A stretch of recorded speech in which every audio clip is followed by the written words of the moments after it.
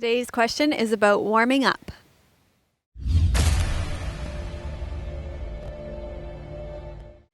Hi, I'm Dr. Melissa West and welcome to Living Your Yoga. I'm here at Whitby Harbour and today's question comes to us from Wendy from Facebook.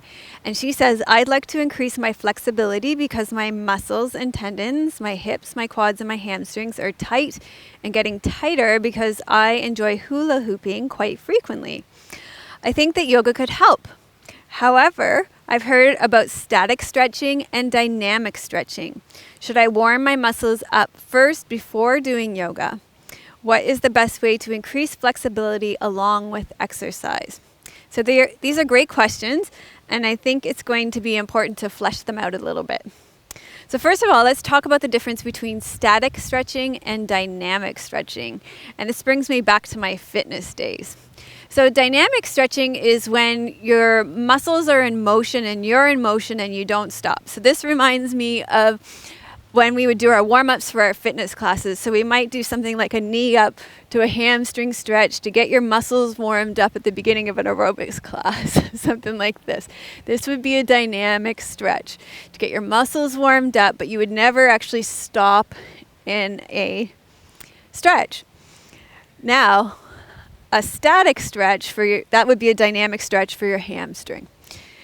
A static stretch for your hamstring is when you stop and you hold the stretch with the intention of lengthening out your muscle and you don't move.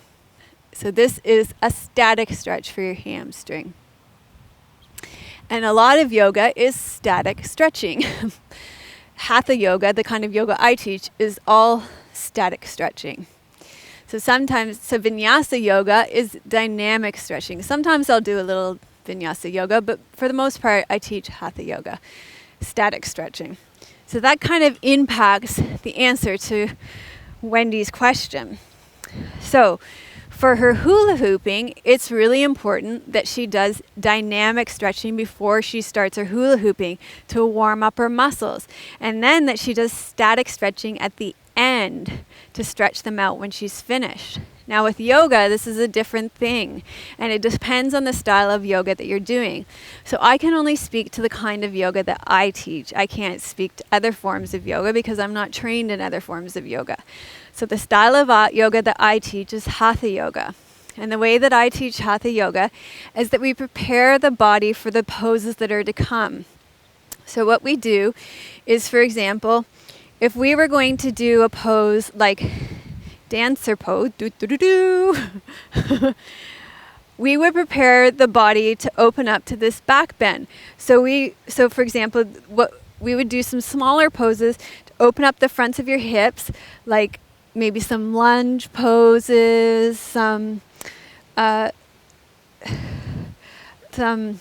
what's the name of the pose? Locust pose, open up the front of your hips. I would prepare your spine with some side bending and some twist to prepare you for back bending. I might even do some shoulder releases to help get your chest ready to open up a little bit.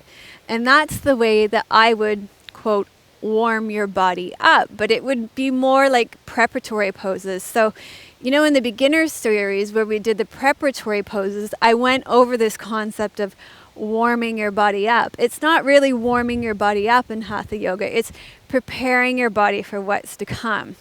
Now, I can't speak for other forms of yoga that's more dynamic. They might do dynamic stretchings, like if you're doing tons of sun salutations where you're moving constantly, you might do more dynamic stretches to begin your yoga class. I don't know. You'd have to ask those teachers about that style. I can only speak to the style that I teach. So leave your comments below. I'd be interested to hear more about your experience with the different styles of yoga that you do and dynamic and static stretching and your experiences with them. I think it's really fascinating area of research. They've done lots of research that shows, for example, if you play soccer, it's more important to do dynamic stretching at the beginning, static stretching at the end. No research that shows that, like if you run, for example, again, dynamic stretching at the beginning, static stretching at the end helps to reduce injuries. So leave your comments below. I'd love to hear more about this from you. Finding a great yoga class is becoming more costly and difficult.